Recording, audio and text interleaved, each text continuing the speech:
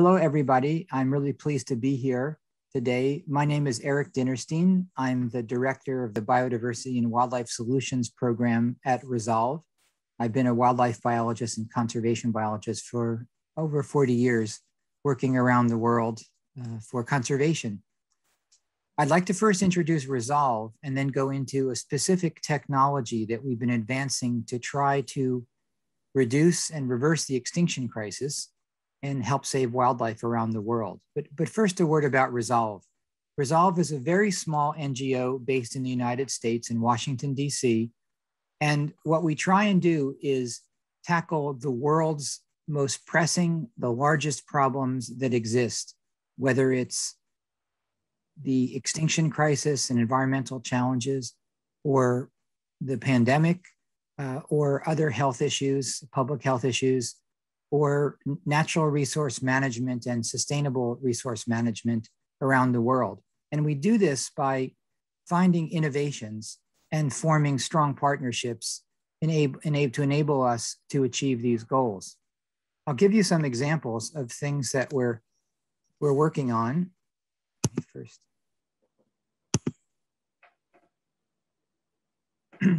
For example, in the next year, we'll be launching a program that I'll be telling you about called our 100 Parks campaign, of putting the most sophisticated AI technology in parks and reserves around the world to prevent against poaching, illegal logging, and to monitor wildlife, to enhance an energy transition by using regeneration and restoration from regenerating minerals from old mining sites as part of an energy transition to a green technology. And then a novel way to respond to the pandemic crisis by providing electricity to rural hospitals in Africa that not only give them connectivity with the internet, water treatment and refrigeration for vaccines by powering with a solar grid where there is no power provided previously. We also have a for-profit component to Resolve called Resolve Enterprises that has a double bottom line. First, for doing good in the world, and then second, for being able to return the return on investment and profit to our investors in 3 major projects: wild tech, regeneration, and health equity. And I'm going to be talking about the wild tech part of this for the rest of the day. But first, I'm just going to hold up the basis for wild tech, which is this state-of-the-art trail camera, essentially, but not like any trail camera you've seen before, one that includes the latest artificial intelligence and is able to perform in a way that traditional trail cameras that are often used in Switzerland for monitoring wildlife perform in a way that's never really been seen before. And we'll go through how this actually operates. So the first part I want to talk about is how we can use these technological innovations to protect wildlife and restore the natural world. So imagine if we could have a world where elephant families in Africa and in Asia can live in protected areas and are left in peace without being harassed by poachers. Imagine a world where endangered rhinos recover because poachers are stopped before they kill rhinos, as they do here in Africa and also in Asia, killing them for their horn, which has no true medicinal value, but is still widely regarded as a valuable object. And these poor rhinos are poached for this reason, leading to their near extinction in places. Imagine a world where illegal logging can be detected before the forests are actually cut down. We now have a technology that can do that. So how can these innovative technologies save nature and prevent environmental crimes? And that's really the main theme for today. What we have in the camera that I've showed is this camera here. Imagine it being placed on a trail in Kenya, like where this picture is taken from and where the cameras are working now, where a small camera that's placed essentially out of the line of sight of people walking down a trail. So it could be 15 feet up in a tree, and never be detected, in part because it's small, in part because it's out of the line of sight, equipped with the latest artificial intelligence that can detect people or other objects or other animals, whatever we want, without being seen. And by placing it so high, the AI can still work effectively regardless of what angle it's at to the trail. So it can still detect these humans without any problem. The amazing thing about this is where there's cell connectivity in a park, we can have the whole cycle completed from the camera's motion sensor being triggered on the upper left here, where intruders are detected, to the AI being loaded. The cameras wake up in 200 milliseconds, very, very quickly, to load the program that runs the AI detector to see, is that a human or not? And if so, sends that on to the cell tower, to our server, and then back to the headquarters of the park in under 50 seconds. And this enables the guards to not only see, are there poachers, or could it just be a cattle herder wandering into the park looking for lost cattle, or people coming in to collect medicinal plants, and decide, do we need to respond to this threat or not? So essentially what we've done is to build a burglar alarm for national parks and reserves around the world. The advantages of TrailGuard and its companion technology, Wild Eyes, for monitoring wildlife, is that first, it's miniaturized. And this is a major factor because, as you'll see in a moment in a slide coming up, that the small size helps prevent theft. And up to 40% of trail cams in the developing world that are left out can get stolen or vandalized within the first year. Another important part is that we have connectivity anywhere. So for a burglar alarm system to work, you have to have connectivity, and we offer a variety of different ways to do that.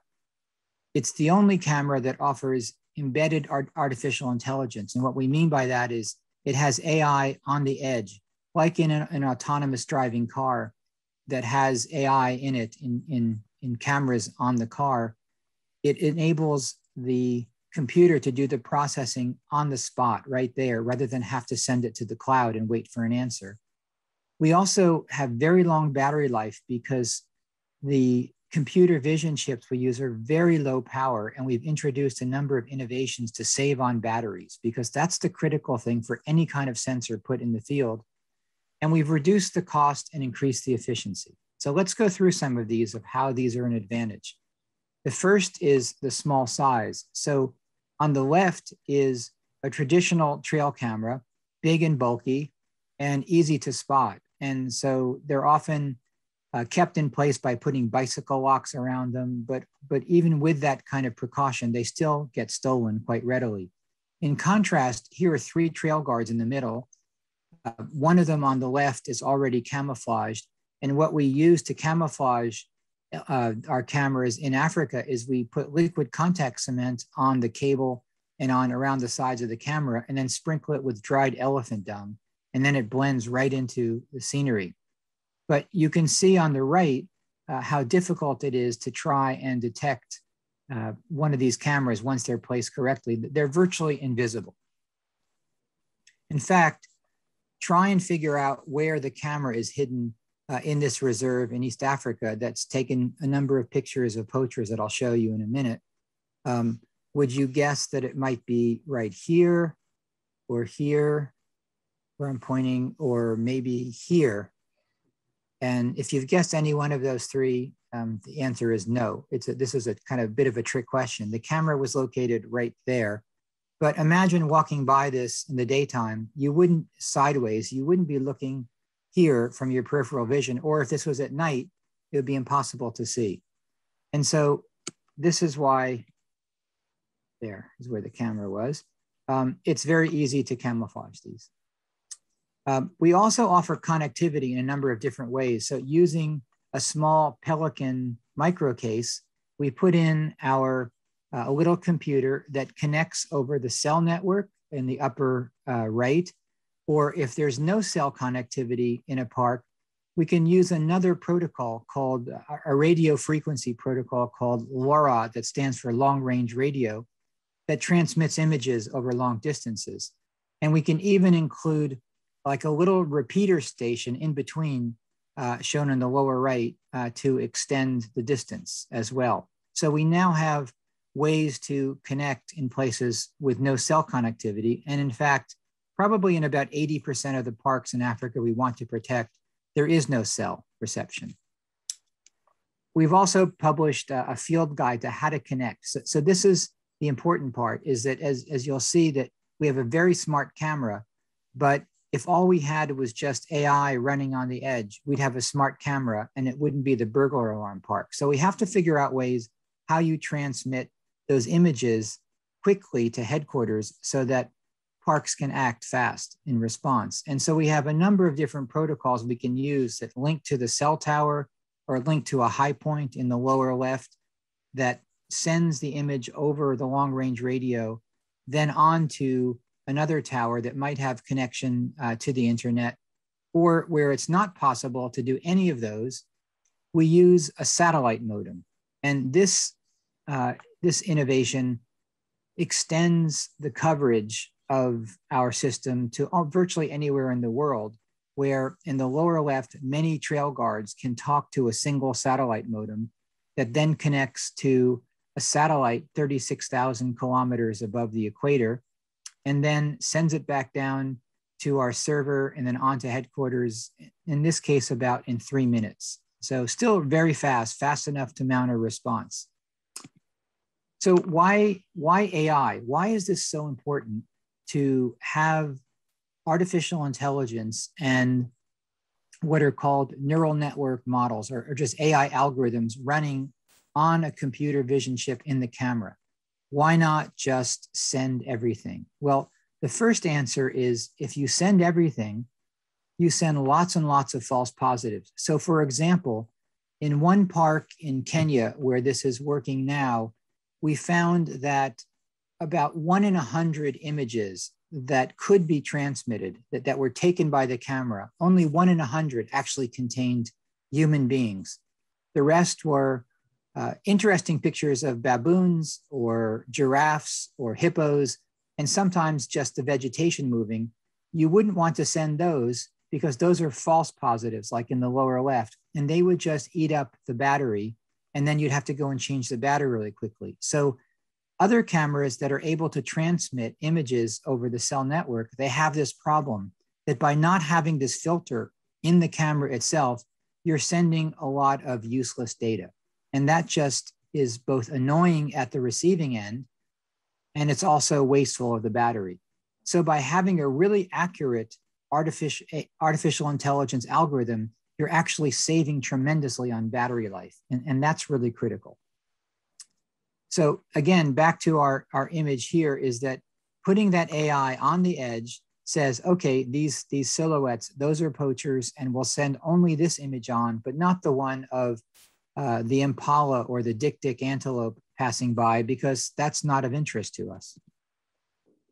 What we can also do is, another innovation, is we can essentially see in the dark. So the image in the upper left is an image of 2 park employees in a park in South Africa. And that's taken by the camera in late in the afternoon, early dusk. And it's somewhat hard to see the gentleman in the left-hand bounding box. But when we send it to our server and enhance that with a program we call ResolveNet, you can see very clearly that there's a person in that bounding box. The second one in the bottom 2 images, that's our inventor, Steve Gulick. The one on the lower left is taken at 1 in the morning, so almost pitch dark.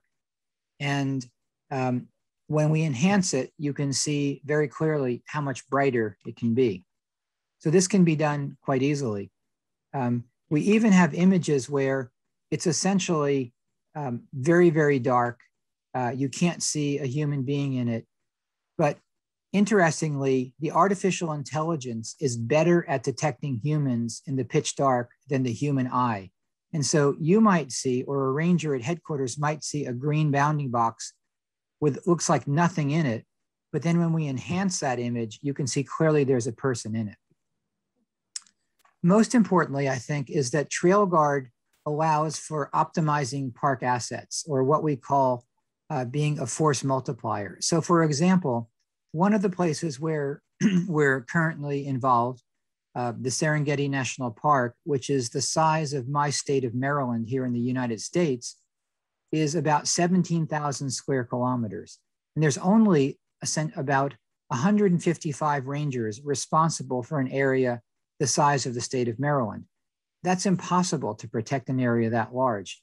But what if those 155 rangers could be as effective as 1,500 or 3,000 rangers, because they have trail guards on all the major entry points into the park?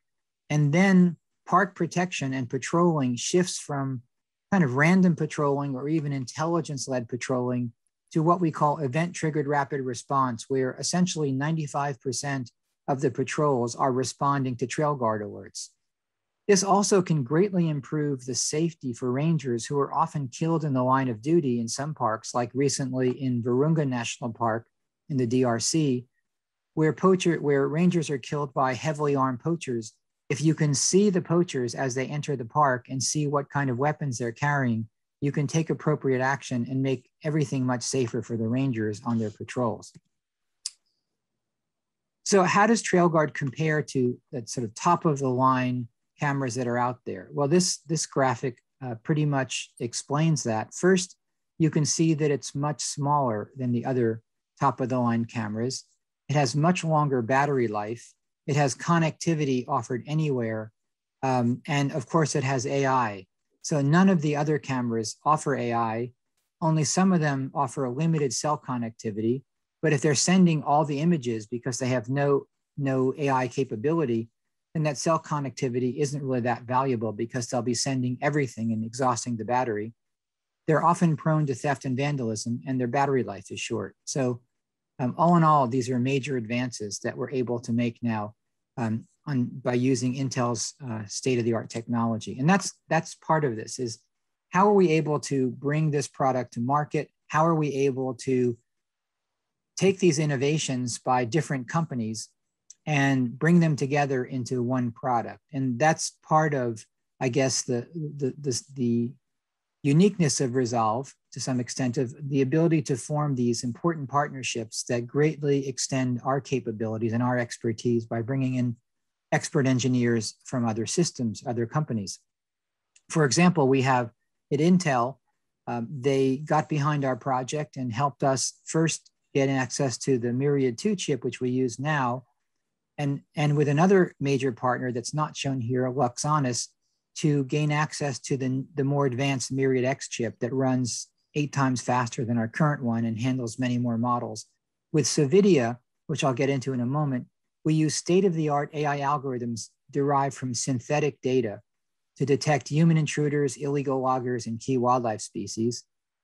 Where there's no cell connectivity, we partner with the world's leading satellite company, Inmarsat, and Galaxy One, that handles their data transmission rates, to make it possible to transmit alerts even for parks that have very constrained budgets. So in essence, once we've put our hardware in parks, thanks to the philanthropic offerings of Inmarsat, we can make this burglar alarm system available to parks for a running cost, a recurrent cost of only about $15 to $20 a month. So that makes it affordable for every park in the world. And where there is cell connectivity, partnering with a company called Emnify that makes universal SIM cards, it enables low cost and real-time transmission of images in places that do have GSM. So we already have TrailGuard working. We have results in the field beginning in 2017, 2018 in one park in East Africa. We knew that the system worked because we were detecting poachers. The fellow on the left is going in with snares. Something that people don't know is that they know about the Serengeti wildlife migration, where 1.4 million wildebeest circle the Serengeti ecosystem each year in their migration. But what they don't know is that 144,000 wildebeest are killed each year by poachers. And what they do is they go into the park and form these camps, and then dry the poached meat and then carry it out on these racks, and then take it out otherwise as carcasses on bicycles or motorcycles. And so This has led to the arrest of a number of poachers, but basically it was proof of concept for us that we knew that this technology could work. More recently, in this year, some pictures of poachers from Africa that were detected, and we just put black circles around to protect sensitivities of issues, but this clearly works very well. So we know that we have a system that we can scale. Here's a more recent one. None of these are poachers. These are all either game rangers, conservancy rangers, or cattle herders, but it's the same principle of humans being detected with a high probability. So that p-value you see there, p equals some number, p equals 1.0 means that it's 100% confidence that the model is accurate. Anything close to that, anything above 0.95 is super accurate. So you can see in all of these, those are indeed humans that the artificial intelligence has recognized. As I said, is that only about 1 in 100 images contain humans. A lot of them will be images like in the lower right in K, that's a stump and a shrub that looks like a human, but it has a very low p-value, or a cow also mistakenly identifies a human, but it's so low probability that we could just change the probability setting on the camera and those would never be sent. More recently, as of last week, we just introduced TrailGuard into India, which will be a major collaboration for us with the government there and the Wildlife Institute of India. And here, our young engineer, Piyush Yadav in the H, is introducing this to Indian wildlife officials whose pictures are being taken, and you can see them in the bounding box with very high probability that that's a human. So here are the parks that we've been introducing TrailGuard in Africa, 7 just now in Asia starting up, and also a project in Germany studying wolves, which will have some relevance to Switzerland as well in a moment. Another major use of TrailGuard is as forest guard. So in some tropical countries, this is not a tropical scene obviously, but in some tropical countries, up to 90% of the logging is illegal. So that's revenue that's lost by the governments when species, high value species like teak or rosewood or ebony or other valuable hardwoods are cut down and exported without the country knowing about it, smuggled out, and no revenues earned by the country. This is depleting forests around the world. In Europe, there's a huge problem of illegal logging in Romania. And our technology, just as it detects poachers, can detect logging trucks. And so this is another way that we can prevent not only the illegal logging that goes on and the loss of revenue, but in many cases, these trees conserve or sequester the most carbon. And when they're cut, that's removed, the forest can be burned, and all of that carbon is released into the atmosphere. So this also has a direct relationship to avoiding the climate crisis. Here's how this works is a truck goes by and our cameras mounted in a tree can detect them, whether the truck is empty or full. Hopefully it's empty on its way to an area to be logged. And this can then be sent to police and headquarters. Now, more how this could be valuable right locally in Switzerland is once you start to think about how computer vision could help us in identifying objects where humans cannot be or are not there 24/7, it opens up a world of, oh my God, we can use computer vision in ways that we, as conservationists, we've always dreamed about, but never had the resources or the personnel to put out there. So the next aspect I want to talk about is wildlife monitoring. We have a variation of our camera called Wild Eyes that tracks the recovery of large mammals and can be used to prevent human-wildlife conflict. And so here's some examples of species found in Switzerland that could be used to monitor wildlife and their recovery, or the reverse where they're involved in human-wildlife conflict to help promote coexistence.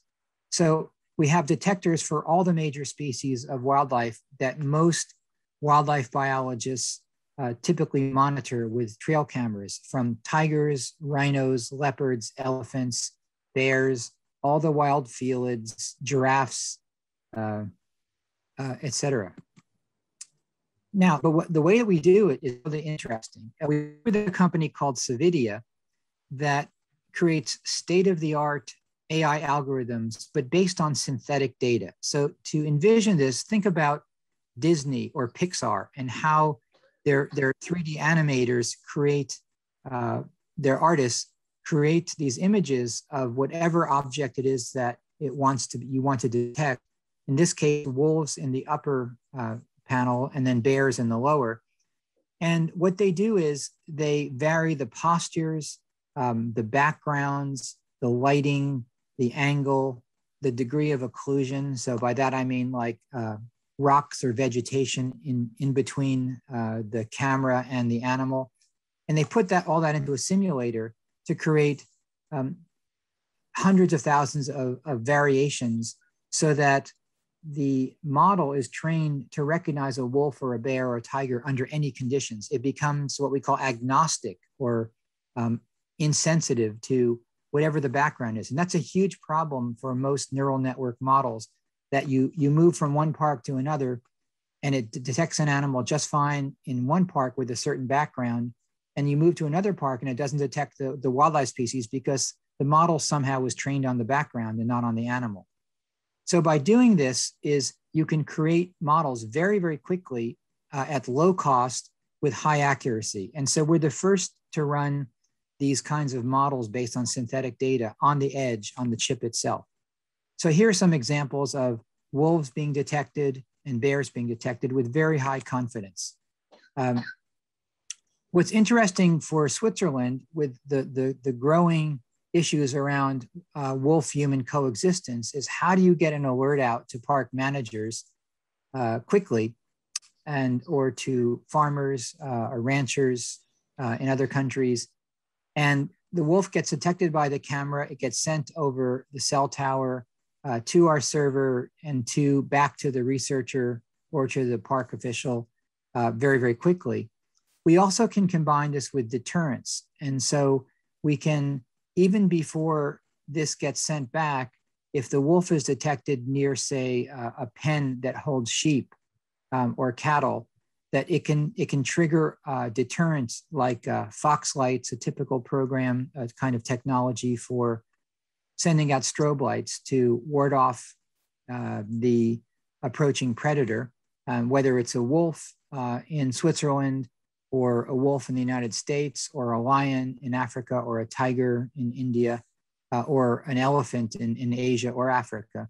It can try and deter them before they get either to where the livestock are, or in the case of elephants, into croplands. So as I said, we have these models for different species. We have them for lions, but we also have a model that works for all 37 species in the Felidae, the cat family. Here's one for a snow leopard in the lower left. And we can even detect snow leopards when only just their tail is distinguishable in the image. We have them for both all 3 species of elephants, all 5 species of rhinos, and working on the great apes now. But the future, this doesn't look quite like this, but what's in the palm of my hand is the next generation of cameras that we'll be releasing, hopefully in January at the the Consumer Electronics Show in Las Vegas, working with our partners there, Loxanis and Savidia, to create the world's smallest wildlife camera, burglar alarm system camera that will be 55 times smaller than other trail cameras and run 6 to 8 times faster with very long battery life, and more importantly, can run many different AI models simultaneously. What we can do is use, and another unique feature of our camera system is that the same hardware platform can be used for many different use cases. So as you start to think about, again, my point of how can we use computer vision to take the place of humans to give us important environmental information as it occurs in different areas we want to protect. So I've gone over what we call the use cases or the examples of anti-poaching in the upper left, or human-wildlife conflict with the lion or a forest guard, or monitoring endangered species. But there are others at the bottom images, like, for example, with Savidia, we're creating Island Guard. So many of the world's most endangered floras and faunas occur on tropical islands. And that's because there's invasions of mammalian species, typically mice, rats, cats, and goats, that the species there never evolved with and never evolved defenses for. And so for that reason, if you have an invasion of rats on islands, it can threaten seabird colonies or native plants or other native species, lizards, amphibians, et cetera. And by using an algorithm created by Cividia to detect those species, it can be like a biosecurity officer that's remotely placed and save the expense of flying people out to these islands to see if there's any invasions of rodents or if they have been eradicated, if they've come back. We also can look at like fisheries guard, where a major problem in marine conservation is bycatch of marine species, where unintended species like sharks, rays, dolphins, porpoises, and sea turtles are caught in the nets of fishermen. And this can be a way of detecting bycatch to try and prevent it, and even used with turtle exclusion devices to make sure they're working. And finally, not finally really, but just one more example, a river guard, where we're going to be working in a reserve in the Amazon to better protect the homelands of indigenous people by putting cameras on river systems, which are the main source of traffic in the Amazon. And the beauty of all this is that it's the same hardware platform, only by altering the AI model that's on the SD card in the camera, and just change that and you have a new system. So pull out the SD card for anti-poaching for humans, put it in for rhinos or lions, and you'll have a lion detector or a rhino detector. So it's as simple as that, that when you plug the battery back in and the camera system boots up, it looks for new software and says, now I'm a lion detector, now I'm a rhino detector. So now what we're trying to do is to scale this to 100 parks in the next 2 years to help protect endangered wildlife and stop deforestation. And this is in collaboration or conjunction with the Sustainable Development Goals, and hoping to find support from companies around the world that will sponsor these parks to help the staff there pay for and deploy this novel technology. And so that's our goal, is by the end of December 2023, to be able to have 100 of the world's most important parks protected and the wildlife safe once again, without the threats of poachers or habitat loss. This is part of a much larger effort. In the last 2 years, the other part of Resolve in my program is not just to introduce new technology, but to create what we call a global safety net. It's a blueprint for saving life on Earth of what we should be doing to protect 50% of the Earth, terrestrial, freshwater, marine, for reversing biodiversity loss and stabilizing the climate. And I won't get into any detail here, but these colored polygons, these different colors, are basically what we need to protect. The black part is already what's been altered. And that's where people live, and also the most important areas for agriculture to support the human population of Earth. But the other colors are what we should be setting aside or using with a very light touch. And then the little yellow squiggles you can see between those are the wildlife corridors needed to connect all protected areas and intact habitats on Earth. And together they total just a little bit over 50%. If we implemented this, we would save life on Earth. What we can also do, linking back to everything I've said earlier in this talk, is that we can use Trail Guard and Wild Eyes and Forest Guard as ways to monitor how well we are doing in protecting life on Earth. So thank you very much for your attention. If you have any questions or want to find out more information, you can contact me at Resolve. Thank you.